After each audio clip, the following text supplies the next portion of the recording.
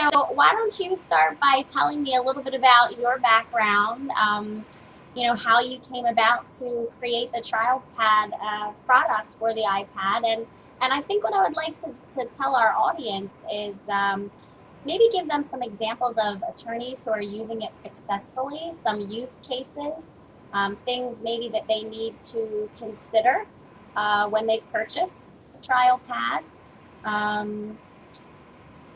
Just a little bit of background. Sorry, you mean the hardware itself, or? Well, how the app specifically works and how it syncs their files. I just saw that you have a new release that includes the Dropbox functionality, and we've been talking to different attorneys that like to use the Dropbox functionality, but that's sort of a big red flag for some of the IT directors in the law firms and the CIOs, because now their information is stored in the cloud. So it talks about that, level of security with things. Yeah. Well, I guess let me start from the top then, and then you can interrupt me at any stage and fire stuff at me. Is that how you'd like to do it? Yeah, sure. Well, I've been working in the legal industry for the last 15 years. I started a company in Miami, Florida called Sorian Litigation Support. When we work with attorneys, we see a lot of different types of attorneys. Some are more comfortable with technology than others. When we started this, we were doing timelines, graphics, PowerPoint presentations. Then as the technology developed and programs like Trial Director came along, we adapted with those and started using that. Our first electronic trial was, I think, back in 2000. And we've been doing electronic presentations of evidence since then. Everything from mediations to arbitrations to trials.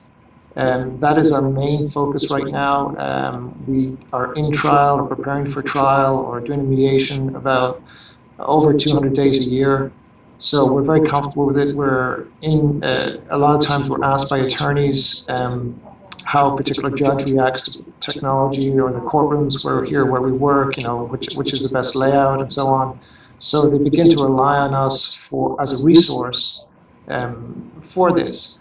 When the iPad came out, it's only a year ago now, I looked at it and said, well, there could be some use for this in the legal field, in technology. And I went ahead and purchased one, played with it for a bit, and then realized by June I had started sketching out an app, just doing wireframe drawings of an app, to do trial presentations, because a lot of times our company is retained for very big matters, but for smaller matters, the case may not warrant the budget required for a full-blown trial presentation. In that case, they usually go with boards, which aren't really effective as projecting a screen and being able to zoom in on documents.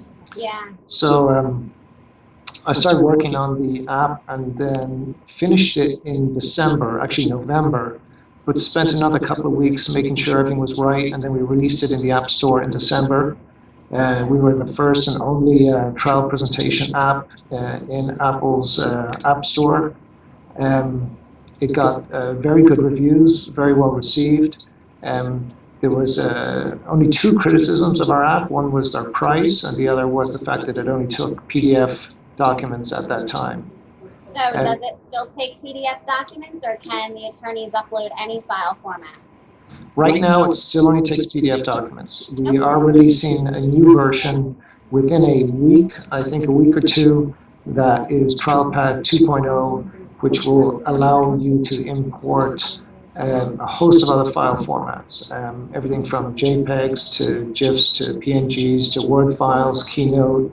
Even we went as far as to allow it to import WordPerfect, which some law firms still have WordPerfect. And yes, they do.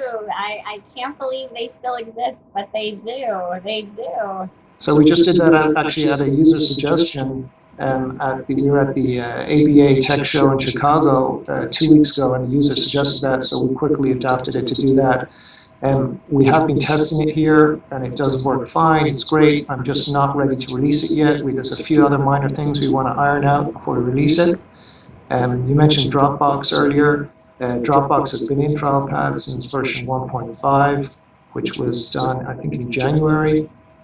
So even though we only came out in December, we've had several updates since then, and now we're in the middle of April or late April, and we're going to have our 2.0 release, which will have a host of new features and other kinds of updates and improvements to the app. So do people just need to upgrade the app on their iPad to get the 2.0 version? And they don't need to do anything. If you have an iPad, the way it works, I'm sure you're aware, is you'll get a little notification on your home screen saying there's an update to one of your apps. You go into the App Store, you'll see that it's there, and then it'll be an automatic update. You'll just say install for free, and it'll download and install a new version, and you'll have all these new features without doing anything. Oh, that's great. So very easy to update and get all the new features. Just click of a button. That's good. Okay. Click of a button. Yeah. Apple makes it easy for us. I know. They do. They do make it easy.